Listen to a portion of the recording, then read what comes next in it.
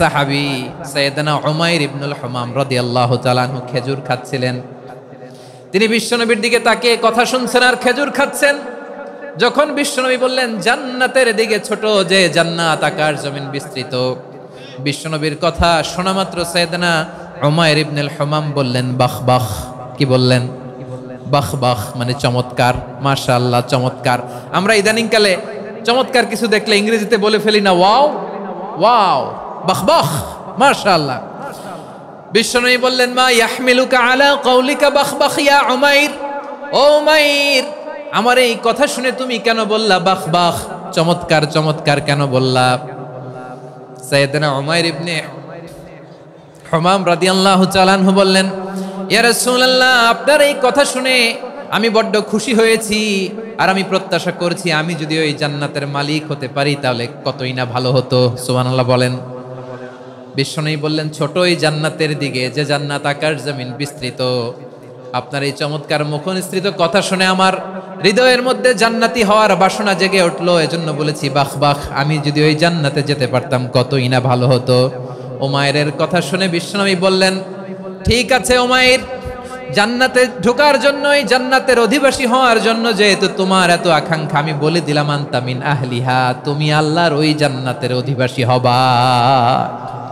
যাও উমাইর, তুমি ওই জান্নাতের অধিবাসী, ওই জান্নাতে তুমি ঢুকবা, তুমি জান্নাতি। তার মানে সহজ কথায় তুমি জান্নাতি। সুবহানাল্লাহ বলেন। যখনই বিশ্বনবী বললেন জান্নাতি, সাইয়েদনা উমাইর রাদিয়াল্লাহু তাআলা আনহু খেজুর খাচ্ছিলেন আর মনে মনে ভাবে বিশ্বনবী যখন ওয়ারেন্টি দিয়েছে, বিশ্বনবী যখন গ্যারান্টি দিয়েছে আমি জান্নাতে যাব, তাহলে হাতে তো এখনো 3টা খেজুর বাকি। এই 3টা খেজুর যদি খাই তাহলে জান্নাতে ঢুকতে দেরি হয়ে যাবে। সুবহানাল্লাহ পড়েন। হাতে কয়টা খেজুর? 3টা খেজুর। বিশ্বনবী বললেন উমাইর আনতা মিন আহলিহা, তুমি ওই জান্নাতের অধিবাসী, তুমি জান্নাতি। উমাইর চিন্তা করলেন আমি জান্নাতি, নবীর মুখ দিয়ে যখন বেরোইছে ওই জান্নাতে তো আমার ঢুকতেই হবে, কিন্তু হাতে 3টা খেজুর খেয়ে যদি জিহাদের ময়দানে যাই তাহলে জান্নাতে যেতে তো দেরি হয়ে যাবে। এই চিন্তা আসা মাত্রই খেজুর 3টাকে তিনি ছুঁড়ে মারলেন, তলোয়ার বের করে আল্লাহু আকবার বলে বদরের ময়দানে ঝাঁপিয়ে পড়লেন। আল্লাহর শত্রুদেরকে কচুকাটা করে এক পর্যায়ে শাহাদাতের সুধা পেয়ে নিজেও জান্নাতি হয়ে গেলেন। পড়েন সুবহানাল্লাহ।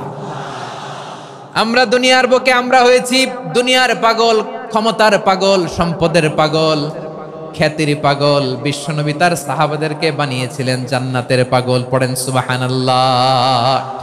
ওই জান্নাতে আমরা যেতে চাই কি চাই না? একা না সবাই মিলে? একা না সবাই?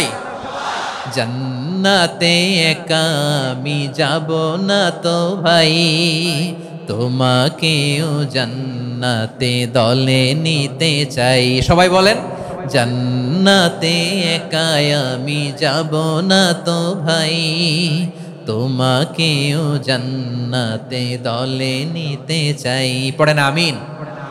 সিলেটের এই ঐতিহাসিক এমসি কলেজ ময়দানে আজ রাতে এই চমৎকার রজনীতে আমরা যেমনি একত্রিত হলাম, আল্লাহর জান্নাতুল ফেরদাউসের জন্য আমরা একত্রিত হতে পারি। আল্লাহ তুমি কবুল করো।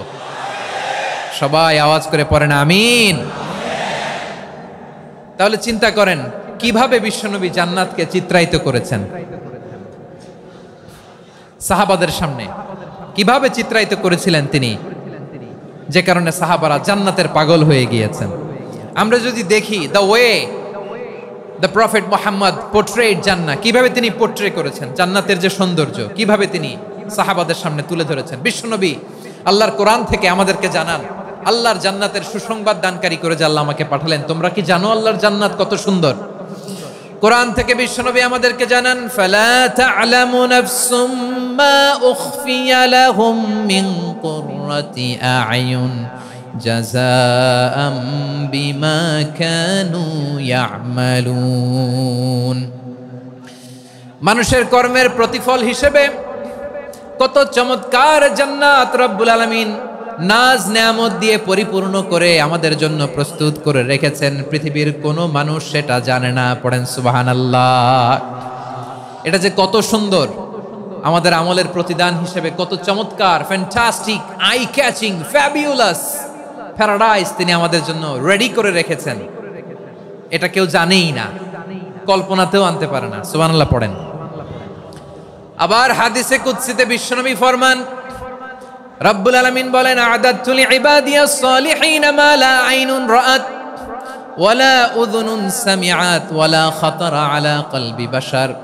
আল্লাহ বলেন আমার নেককার বান্দাদের জন্য এমন চমৎকার জান্নাত আমি রেডি করে রেখেছি, মা লা আইনুন রাআত, কোন চোখ সে জান্নাতকে দেখে নাই, ওয়ালা উযুনুন সামিআত, কোন কর্ণকুহর সেই জান্নাতের আওয়াজ শুনে নাই, ওয়ালা খাতারা আলা কলবি বাশার, মানুষ কল্পনাতেও জান্নাতের ছবি আঁকতে পারে না। সুবহানাল্লাহ, কল্পনাতেও ছবি আঁকতে পারে না। পৃথিবীর যত বিখ্যাত বিখ্যাত ডিজাইনাররা আছে সবাইকে একসাথে বসিয়ে যদি আমরা বলি জান্নাতে যে চেয়ারের মধ্যে আমরা বসবো, এই চেয়ারের একটা ডিজাইন করেন তো, কোটি কোটি ডিজাইনকে একসাথে করা হলেও জান্নাতের একটা চেয়ারের ডিজাইন হবে? প্রিয় সিলেট, আওয়াজ করে বলো, জান্নাতের একটা চেয়ারের ডিজাইন তারা করতে পারবে না। কেমন জান্নাতে আমরা যাব? বিশ্বনবী কিভাবে জান্নাতকে আমাদের সামনে চিত্রায়িত করেছেন, পোট্রে করেছেন। তিনি বলেছেন জান্নাতীরা যখন জান্নাতে ঢুকবে ফেরেশতারা জান্নাতীদেরকে বলবে ওয়া ইন্না লাকুম আন তাসিহু ফালা তাসকামু আবাদা, ও জান্নাতীরা তোমরা আজীবন সুস্থ থাকবা, কোনোদিন অসুস্থ হবা না। সুবহানাল্লাহ বলেন। আচ্ছা, আজকের এই মাহফিলে যারা এসেছেন কোনোদিন অসুস্থ হন না এরকম কে কে আছেন? হাত তোলেন তো দেখি। ওই যে হাত তুলছে, পাওয়া গেছে, চিরসুস্থ। তোমরা কোনোদিন অসুস্থ হও নাই? অসুস্থ হও নাই?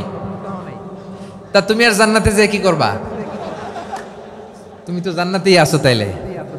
ফেরেশতারা বলবে ওয়া ইন্না লাকুম আন তাসিহু ফালা তাসকামু আবাদা, এটা এমন জান্নাত চিরকাল সুস্থ থাকবা, কোনোদিন অসুস্থ হবা না। সুবহানাল্লাহ বলেন। ওয়া ইন্না লাকুম আন তাহইয়াউ ফালা তামুতু আবাদা, তোমরা অমর হবা, মৃত্যু তোমাদের স্পর্শ করবে না। সুবহানাল্লাহ। অমর হওয়ার জন্য আমরা কত কিছু করি। জান্নাতে গেলে অমর হওয়া যাবে, ঠিক কিনা বলেন? তোমরা চিরকাল বেঁচে থাকবা, তোমরা আর মরবা না। ওয়া ইন্না লাকুম আন তাশিব্বু ফালা তাহরামু আবাদা, তোমরা চির যুবক থাকবা, আর বার্ধক্য তোমাদের স্পর্শ করবে না। সুবহানাল্লাহ বলেন। এই দুনিয়ার সুখ আনন্দকে নষ্ট করে দেয় বার্ধক্য। মানুষ বুড়ো হতে চায় না। দেখবেন যে দাড়ি যার একটু সাদা হয়ে গেছে কত ভাবে ওইটার একটু লুকিয়ে রাখার ট্রাই করে, আছে না নাই? হ্যাঁ, এটারে কলব দেয়, এটার কেউ মেহেদি দেয়, এটারে কেউ কেটে কুটে। এই যে আমারও তো পাকতেছে এদিক দিয়ে, এ তো আজ থেকে 5 বছর আগেও তো কুচকুচে দাড়ি ছিল, চুল ছিল, রং ধরা যৌবন, জং ধরে শেষ। এই তো জীবন। This is the circle of life, এটাই লাইফ। এই যে পাকতেছে এইখানে, এইখানে পাকতেছে, দিস ইজ লাইফ। তো মানুষ বুড়ো হতে চায় না। এখন দেখবেন যে অনেক শ্যাম্পু বেরোইছে, শ্যাম্পু অ্যান্টি এজিং শ্যাম্পু। কি এজিং? Anti ageing. ক্রিম বের হয়েছে, ক্রিম অ্যান্টি এজিং ক্রিম। এটা বলে অ্যাট্রাকশন লাগায় আর কি, যে এটা মাখলে মানুষ আর বুড়ো হয় না, এই শ্যাম্পু দিলে মানুষ আর বুড়ো হয় না। ভারতের একজন ধনকুবের আছে, নাম শুনেছেন না? মুকেশ আম্বানি। ওনার স্ত্রী নীতা আম্বানি, আমি একটা নিউজে দেখলাম যে তিনি গোল্ড ওয়াটার খেয়েছেন। 1 বোতল গোল্ড ওয়াটারের দাম মোস্ট লাইকলি $60,000 $60,000 1 বোতল গোল্ড ওয়াটার। কেন? এটা খেলে বার্ধক্যের ছাপ নাকি চেহারায় লাগে না। কিন্তু মানুষ যতই বয়স ধরে রাখতে চাক এই দুনিয়ার জামিনে, সে কি তার বয়স লুকাতে পারে? আমার কলিজা টুকরা সিলেট, আওয়াজ করে বলেন, এই দুনিয়ার জীবনে বয়সকে ধরে রাখা যাবে? আপনি অমর হবেন জান্নাতে, চির সুস্থ হবেন জান্নাতে। আপনি যদি চির যৌবন থাকতে চান, চির যুবক, এটা পাবেন জান্নাতে। সুবহানাল্লাহ বলেন। ওই জান্নাতে আপনি যেতে চান তো? চান? এভাবে বিশ্বনবী উম্মতের সামনে জান্নাতকে চিত্রায়িত করেছেন, পোট্রে করেছেন। এজন্য বিশ্বনবীর বৈশিষ্ট্য দিয়েছেন আল্লাহ তাআলা মুবাশশিরাম বিল জান্নাহ।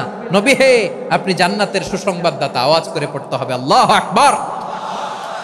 এজন্য আল্লাহ বলেন, ইয়া আইয়ুহান নাবিয়্যু ইন্না আরসালনাকা শাহিদা, ও নবী আপনারে আমি সাক্ষ্যদাতা করে পাঠালাম, সাক্ষ্যদাতা করে পাঠালাম।